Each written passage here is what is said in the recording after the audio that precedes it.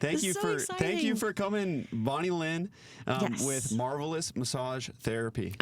So Thanks I for see having me. you are so welcome, and you just came in all smiley with lots of goodies. Let's just jump into what do you got in front of me? Well, this is a bouquet of long-stemmed red noses. And they have a lovely story, and there's actually a website you can go to get the whole story. I'll give you the short version. So I was adopted at 2 days old, and I was adopted into a family of clowns. And my mother made long stem red noses, and she would dress up as a clown and deliver them to firefighters after the Oklahoma City bombing, to the policemen after the bombing, to people that were in cancer centers, whether they were nurses or patients. She would visit people that were shut in their homes or retirement communities.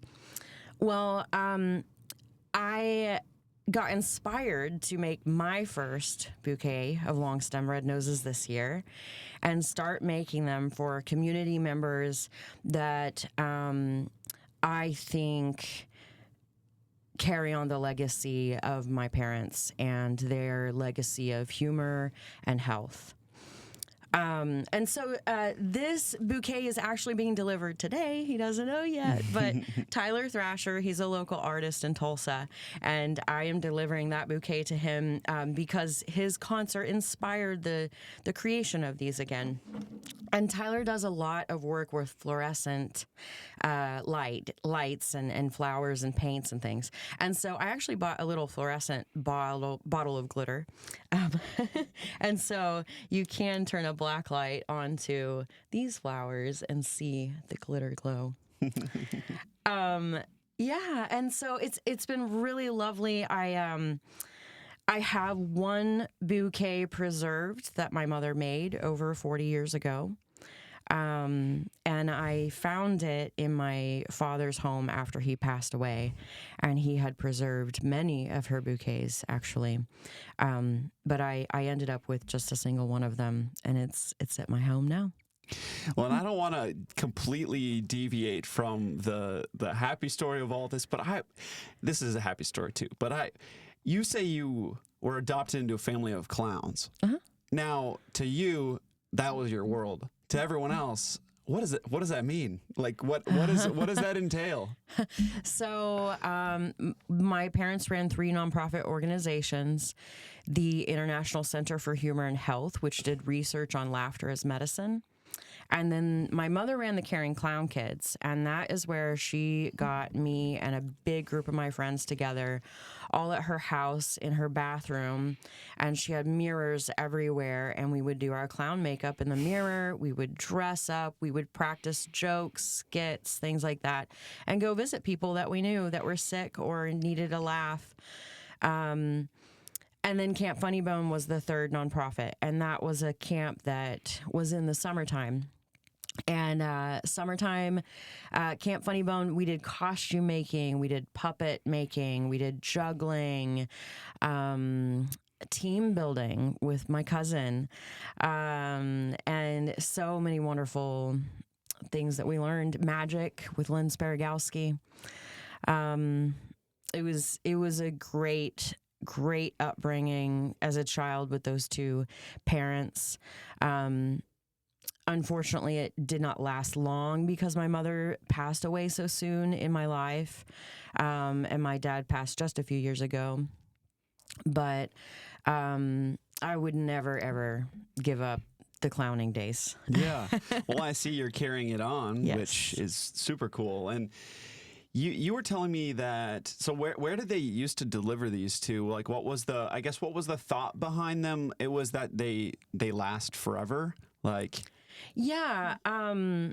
Or kind of a blending of funny and beauty. Yes, definitely. So we're dressed as clowns as we deliver them typically, and so it was obvious that we had red noses on and that these were a red nose bouquet, and obviously just a spoof off of a long red rose bouquet, and she would put them in boxes. They had long long stem red nose boxes, and you could put them in there.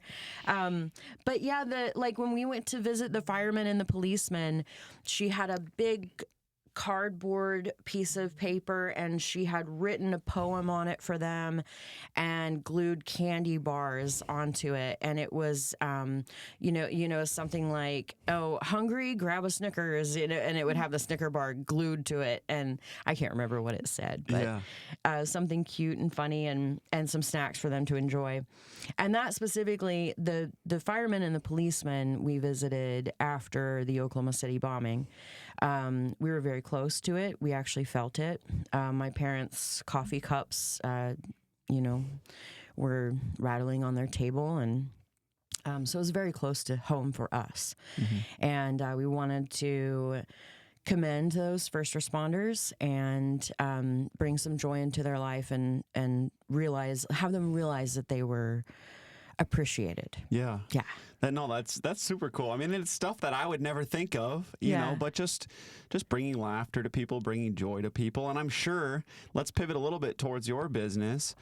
I'm sure you bring some of that into what you do now with the massage. Of course. Yes, absolutely.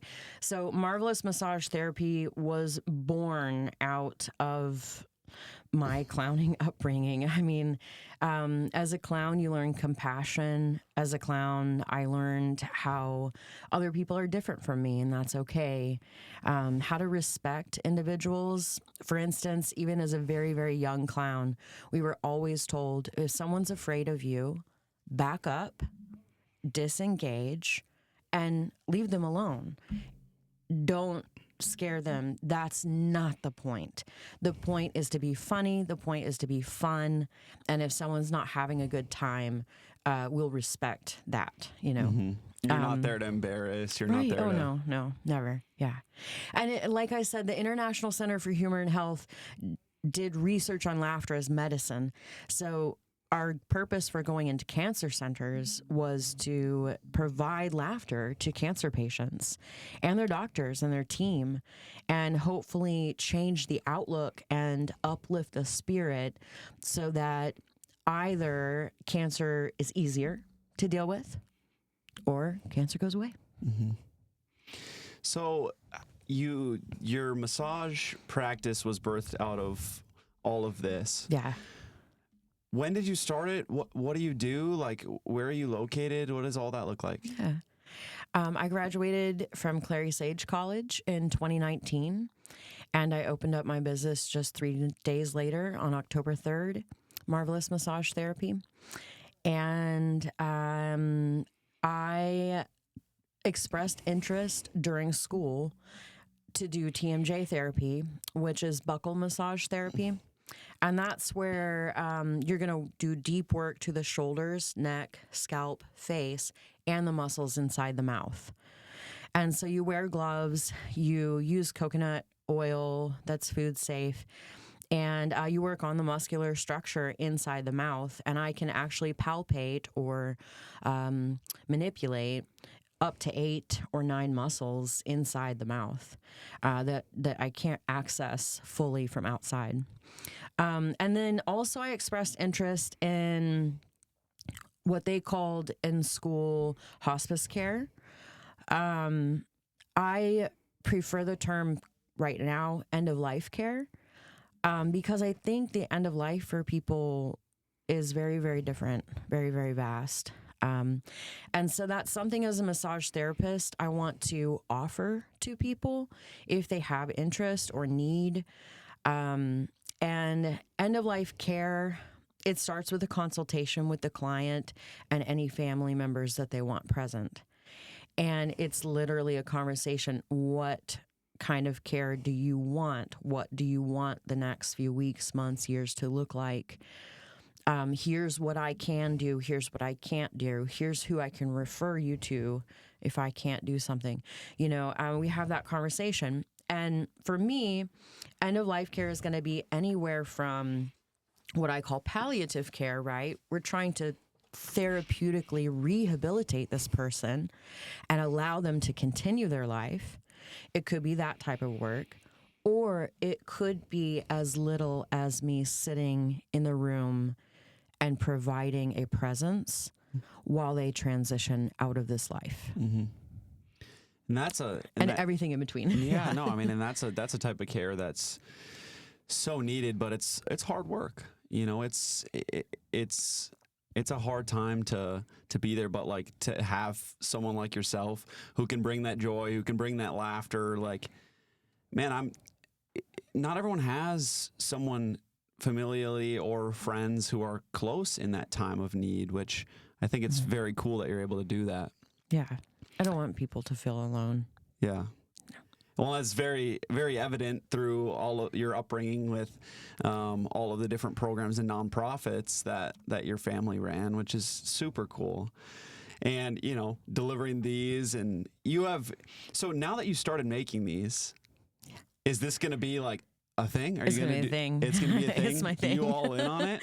I am all in. So the goal is to make one bouquet every month. That may end up being every 2 months, maybe end up being every 3 months. It may end up being 8 times a month. I don't know. But right now the idea is once a month to create a bouquet, to deliver it to someone in the community that deserves that recognition. And then I have not put it online yet, but I am considering selling single roses. And they would come in a box with a ribbon and tissue paper. And that would be, if you wanted to get one for your loved one, you could purchase a single rose and have it delivered to someone.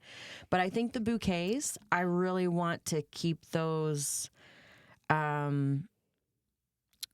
almost as awards or honors for someone, for someone great in our community that really deserves it and should be recognized more. Well, I love it because it's so unique. It's not just another plaque. It's not, that's great. Awards are great, but like the thought behind this is really cool. And I didn't even know it existed until today. Yeah. I'm sure my mother's the only one that's ever made one. That was the 80s when she was making these. So the 80s and 90s.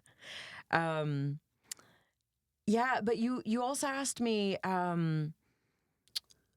about what I do. So, and you mentioned that end of life care could be really hard, really difficult on me. Mm-hmm. Yeah. Yeah. Mm-hmm. On the therapist, it's highly taxing, emotionally taxing, physically taxing. You can't sleep at night, so you're trying so hard to take care of yourself so that you can show up for somebody else. So I have an amazing team of therapists that work alongside me, and they take over my deep tissue clients. They take over my athletes. They take over my TMJ clients when I'm working with someone who is transitioning out of this life. And then I can focus all or most of my attention on that one individual and take care of myself simultaneously. I also do not have any wish to work with more than one person transitioning out of this life at a time. Mm-hmm. I would like to focus all of my energy on that individual. Yeah. And so my team, Andrew does lymphatic drainage massage therapy, which is a great thing, but it's very specialized, meaning not everybody needs it. And even if you need it at some point in your life, you may not need it forever. But it's great for debloating, depuffifying, stimulating the lymphatic system.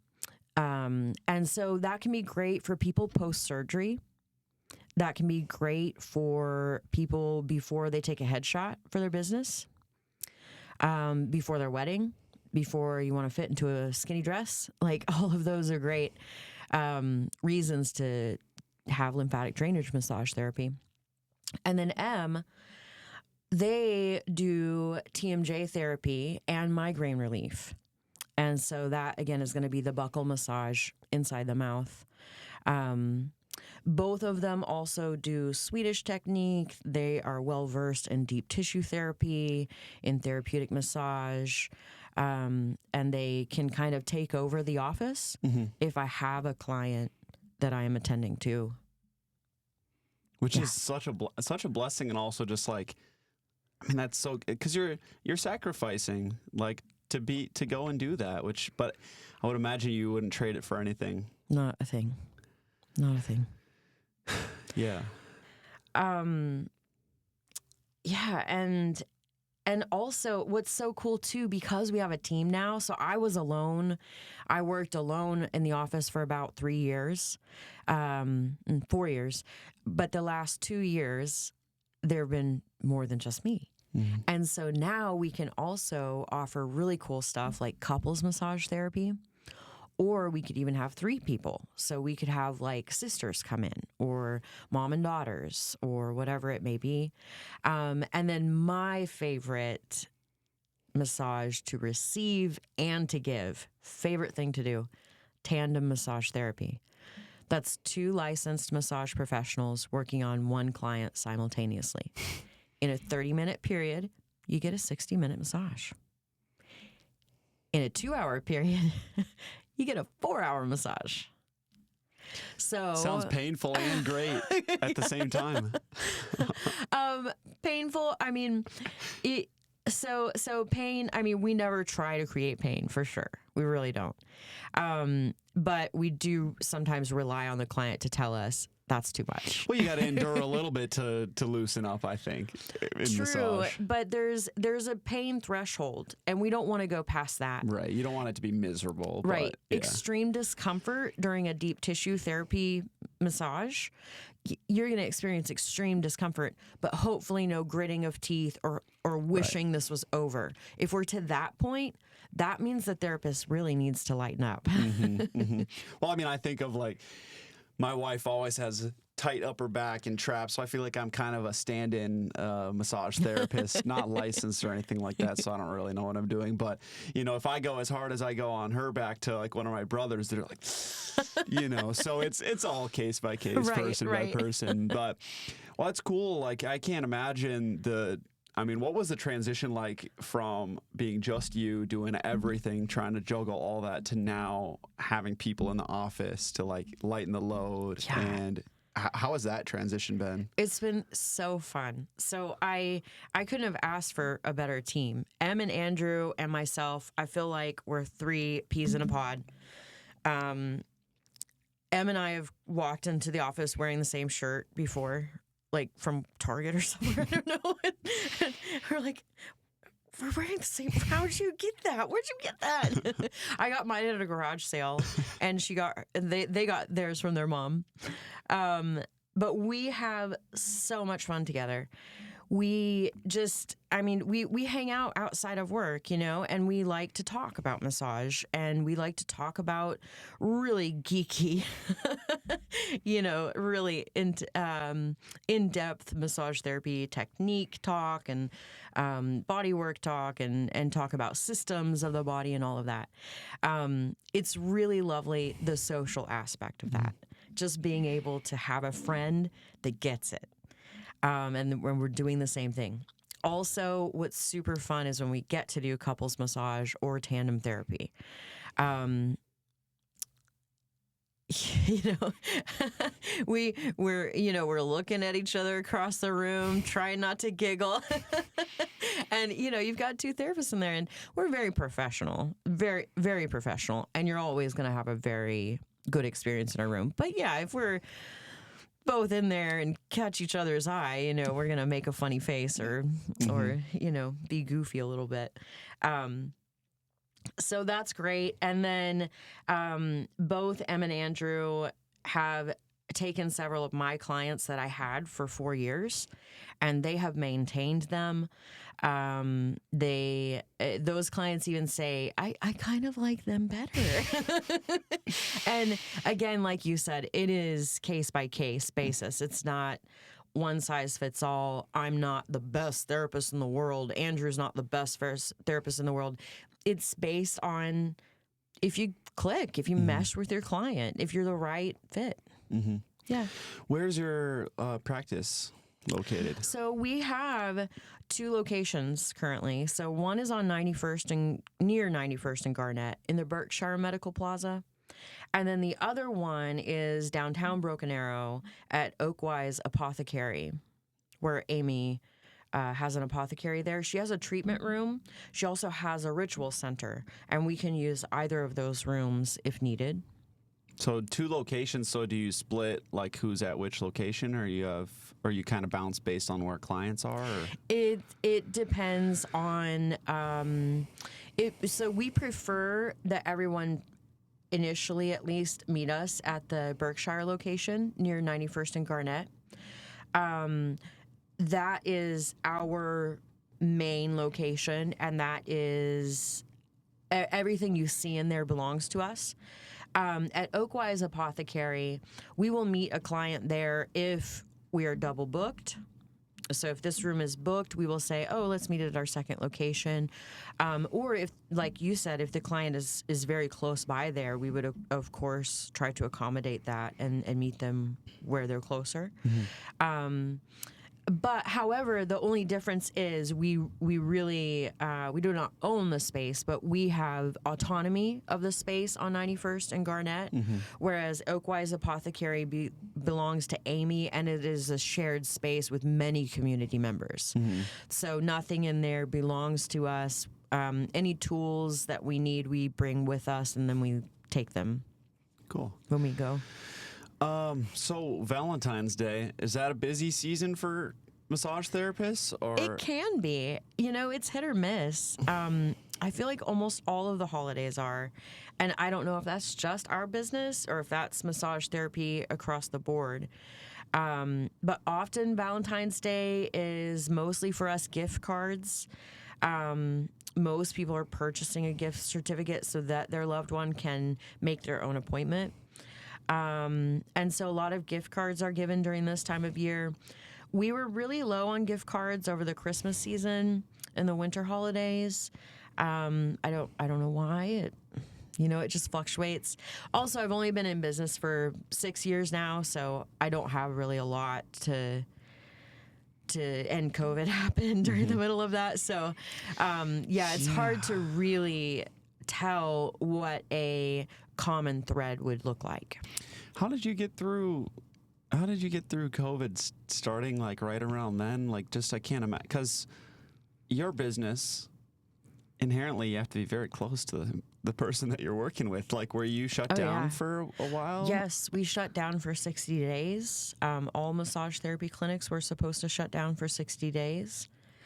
And then once we were allowed to go back to work, there were lots of new restrictions and new operations, I guess I would say. So always wearing a mask, airing out the room with a fan and open windows and doors for 15 minutes between each client, disinfecting everything in the room, everything in the room between each client. So actually I had to take all of my decor out of the room. I had to get my velvet chair out of the room and replace it with one that could be wiped down. So to everything, remove all the fun. Yes. To me, yes. So it was very bare during those times. And, a metal chair that I could disinfect and, it was But you stayed steady enough. Very interesting. We stayed very steady. Yeah. So business, as the day we opened our doors, I probably doubled my clientele. Really? People were not concerned about being in close quarters. They were stressed out and wanted relief. Everyone was tight traps, and they wanted relief. Yeah, no, that makes a lot of sense. I mean, I guess I didn't, and we definitely don't need to go into this, nor do I want to. But just moving from Minnesota, just like the restrictions different down here, so I was like, practices there were shut down for way longer, gyms were shut down way longer, restaurants were shut down way longer. So. But anyways, anytime I hear a sort of a COVID time business start story, you're like, man, like that'll throw you through the ringer of, did I make the right decision here to run this? But clearly you have gotten to a point of growth where you can bring people on, which is such a blessing. Yeah. And trying to think, we talked before of a few things that you wanted to talk about. I know you wanted to mention your pups a little bit, and I don't know the whole story there. So let's kind of go into that. So my parents growing up, my adoptive parents, they loved animals. Oh, they loved animals. We had a farm of animals. I feel like animals just rotating through the house. But my favorites, and I think my mom's favorites too, were the Dalmatians. And we had 3 Dalmatians: Inky, Dinky, and Dewey. My mother named the first one Inky. She said, "You get to name the dog." I said, "Spot." She was like, "Oh, that's not unique." And so she said, "Okay, I'll compromise with you. We're going to name her Ink Spot and call her Inky for short." And I said, "Okay." And then I went to my grandfather's house, who he was a World War II veteran. He flew a B-26. He was a pilot and crash landed in France. Told me lots of cool stories. Wow. I went over to his house, and he said he had heard about the dog, Ink Spot, Inky. And he said, "Come into my office. I've got to show you a record." And he turned on this record player, and he plays this record, and it's Jimmy Durante, Inka-Dinka-Doo. And my grandfather was the one that came up with the idea that we needed 3. He said, "You need Inky, Dinky, and Dewey." And that is what happened. We had 3 Dalmatians, and they were just the light of all of our lives. And so now, as an adult, after my dad passed, I decided to rescue 2 senior Dalmatians. I have a 9 and 10-year-old 2 Dalmatians, Baxter and Penny.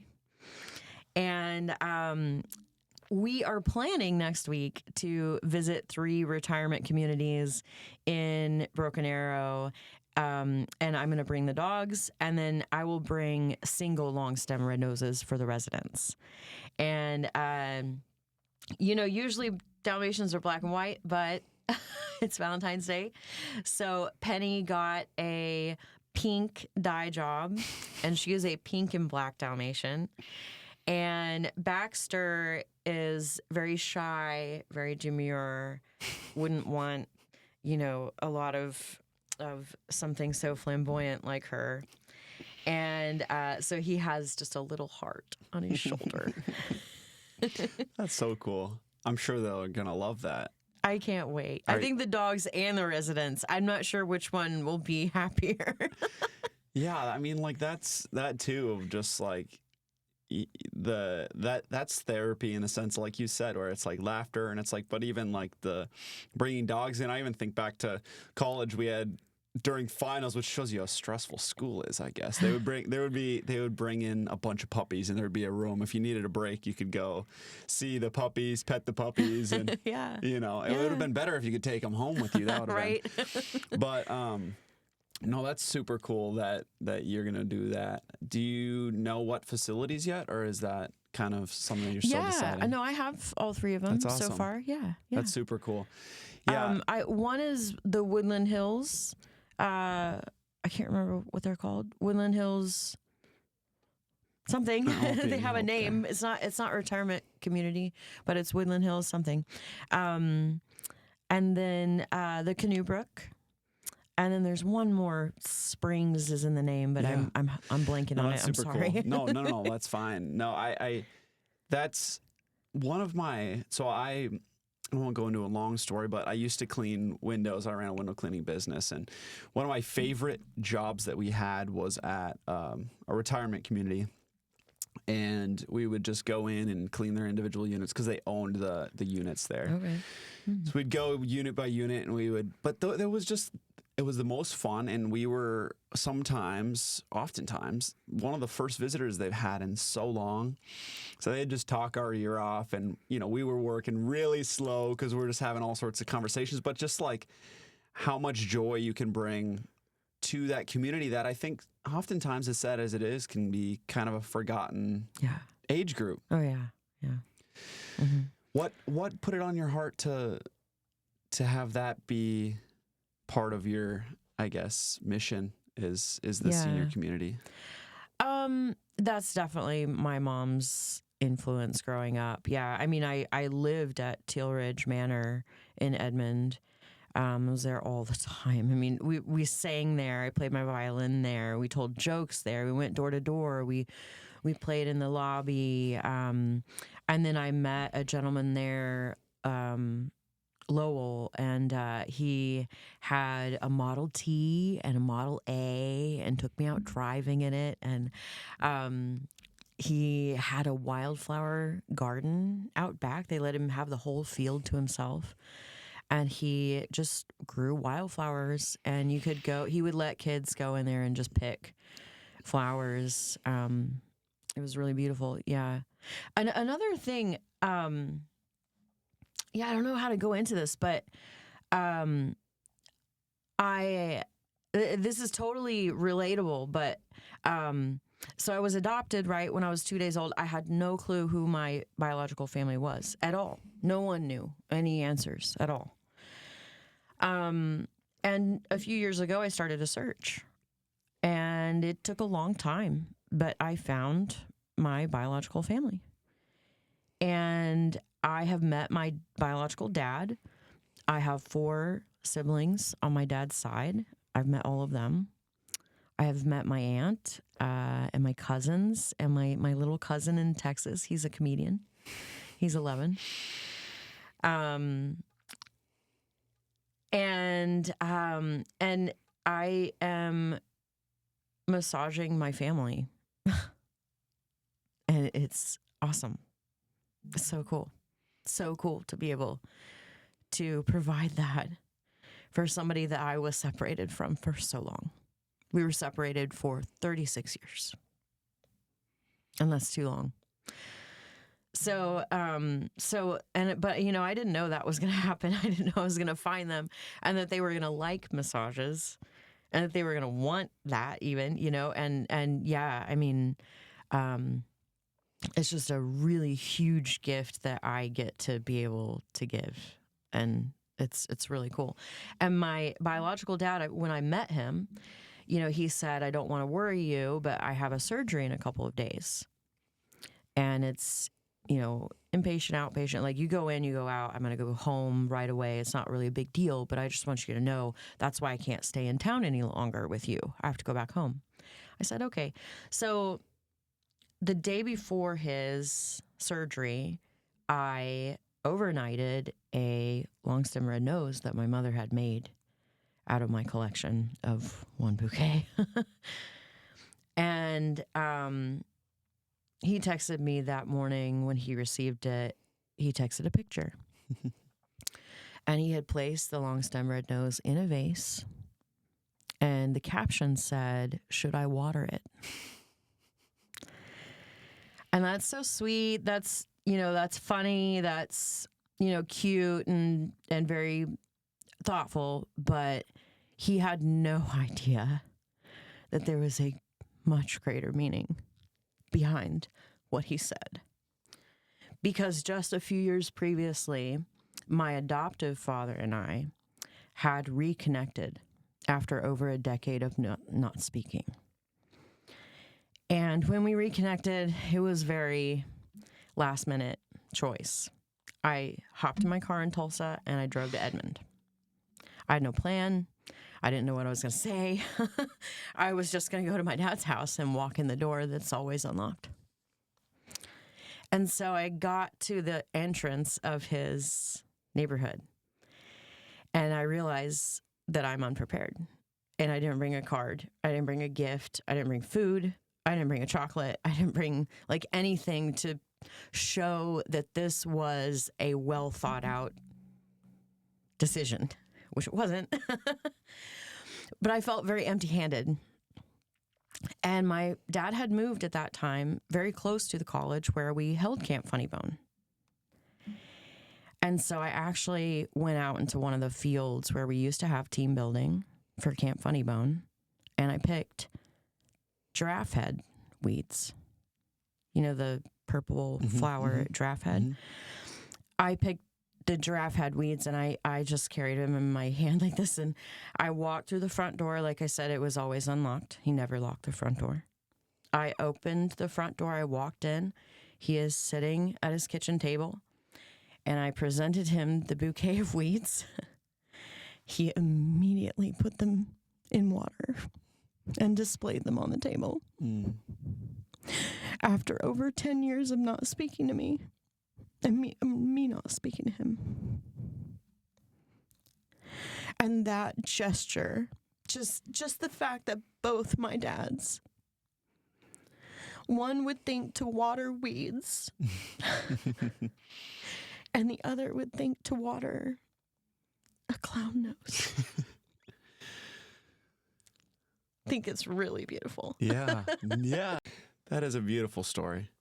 So these mean a lot to me. Yeah. And I'm really excited about like the journey of getting to hand them out and share my parents' story with the community that, you know, either forgot about them or didn't hear about them. And actually, okay, here, we're back on. Tears don't bother me at all. And I actually have a beautiful plaque in my massage therapy office, and it has a story. My parents went to the Affair of the Heart in Tulsa, the craft show here. Okay. The big one.